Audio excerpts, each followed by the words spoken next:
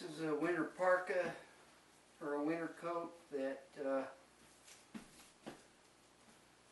I remember going with my mother downtown to buy this when I was 6 or 7 or 8. It's not in as good a repair as I thought. The pockets are kind of blown out around there. Lining needs stitched together, but it's 100% wool. Actually, I'm not sure about the hood lining, but I wanted a blue one, but my mother always bought green for to go with my hair. She didn't notice that I had blue eyes. I look real good in blue shirts, but she always bought green. That's how the hood works. And then it just hangs down and back like that when you unzip it. You can also snap it up so it's more like a collar, which I never did that. I didn't know it still existed, but my mother had given it to my sister Ann, and my nephew Kenneth had worn it to school for a number of years or whatever. And then sometime after, my kids were too big to, most of them, to wear it. Ann gave it to me. Kenneth Watson, 277-2900. So anyway, this is a wool coat that could still see some service if anybody cared about it. I have a hard time parting with it because you know why. So there's that.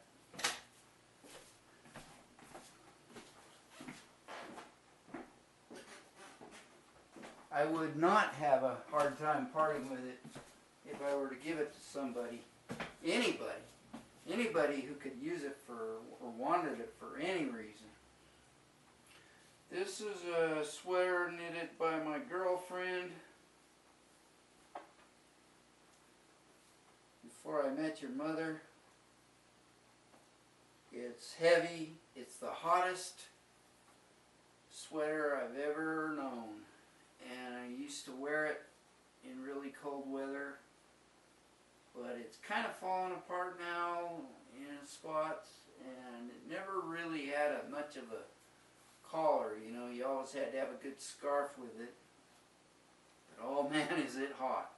If you just want a chunk of wool to go to bed with, that's your number right there. If nobody wants that, it's going into the Salvation Army as scrap material, 100% wool.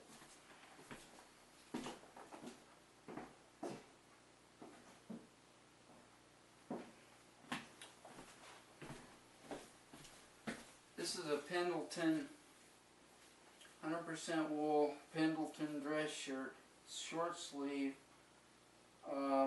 My brother Russ picked this up in a thrift store, 20 or 30 years ago, and gave it to me. And I used to wear it to work. Actually, I remember wearing this to work right around the time Caleb was born. So I've actually had it longer than I was thinking. But I used to wear it to work. It's still in good shape. Nothing's wrong with it. It's dry clean only. It is repaired in a spot or two. But I mean, it's in really good shape. Pendleton, as you may know, very famous high-end shirt manufacturer. And it still fits me. might be worth saving for one of the boys, but I just don't wear it anymore. I never go anywhere. And I don't wear it to church, so there's that. I used to wear it when I worked at NRF in Idaho, and I would go for walks in the wintertime outside at lunchtime, just wearing the shirt and nothing else. This is a wool military shirt. Don't ask me why it's so small,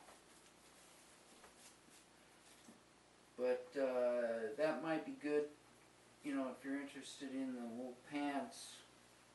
That might already fit Gabriel pretty good. So there's that. I'm not sure where that came from.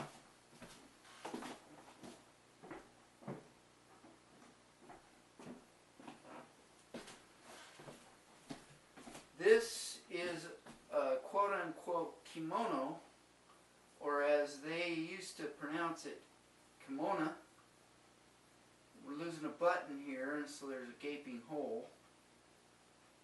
But other than that, and there's a hole in the back, but it's in pretty good shape considering that it's 150 years old, or maybe, let's see,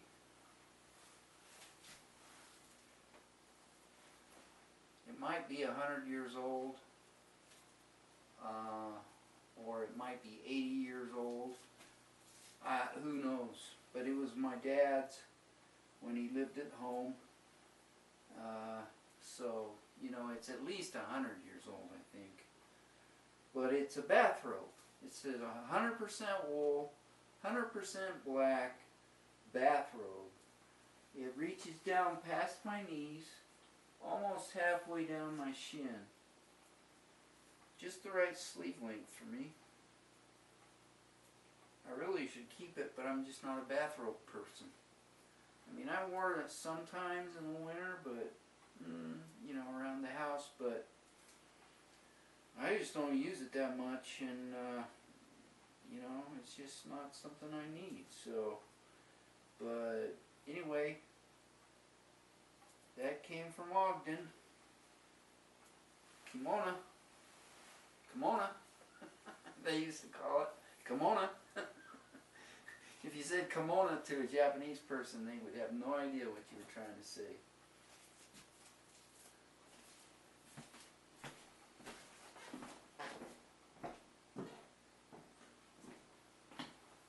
Kimona. I used to get a kick out of listening to my dad say that. Alright, this is a sweater. These were really in style. These were like all the rage when I was a sophomore in college. It's kind of shrunk, and I cut the sleeves off. But it's 100% wool, and it's just a kind of a nice vest. It's kind of tight for me, so I don't use it much. Just a vest to wear under your coat when you're out in the cold.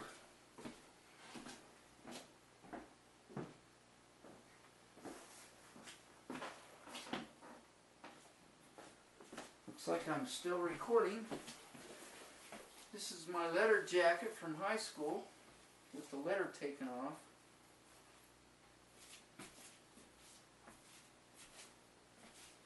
And I'm just like, wear it once in a blue moon, you know, and it's kind of nice, kind of a nice jacket sometimes, but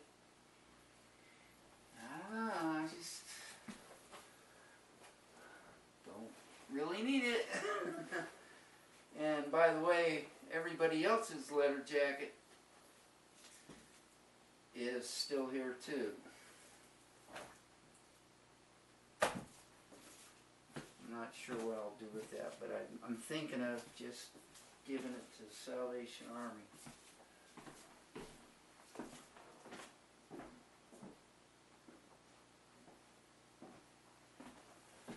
This is my original Boy Scout shirt. It's not wool, it's cotton. But this was my shirt all the time I was a Boy Scout.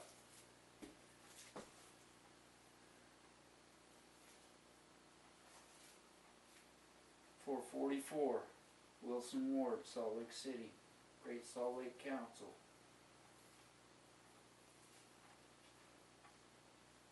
Uh, 1973, Camporee. I'm just kind of modeling that in case you want it. I hate to get rid of it unless I give it to somebody. This here is not really that special to me, but I keep not throwing it away because sometimes I wear it just to be warm. My dad's 100% wool suit coat that my mom repaired a time or two, the lining especially.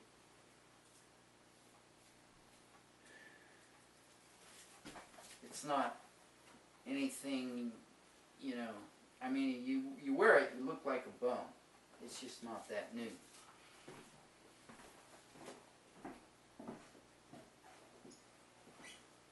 I don't remember exactly where this came from. Maybe it came from Margaret's house. But this is not wool either. This is canvas, cotton, canvas, I guess. I guess cotton, I don't know. But it's a Boy Scout shirt from way back when. It's got metal buttons with the Boy Scout emblem on them. And the buttons are held on by rings on the back, and they just poke through an embroidered or a stitched around, whatever you call that, reinforced hole, button hole, like a cuff link. So the button, there are no buttons sewn on. They're all poked through and put a ring on. And it's just really cool. It's kind of dirty.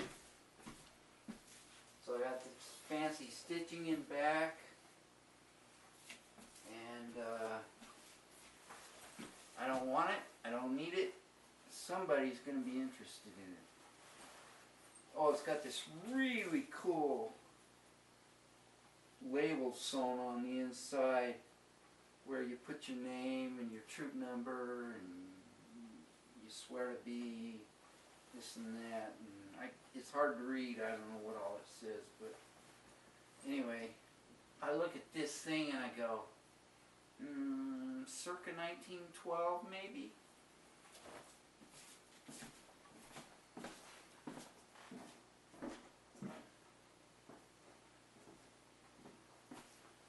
This is a sweater that Sharon knitted.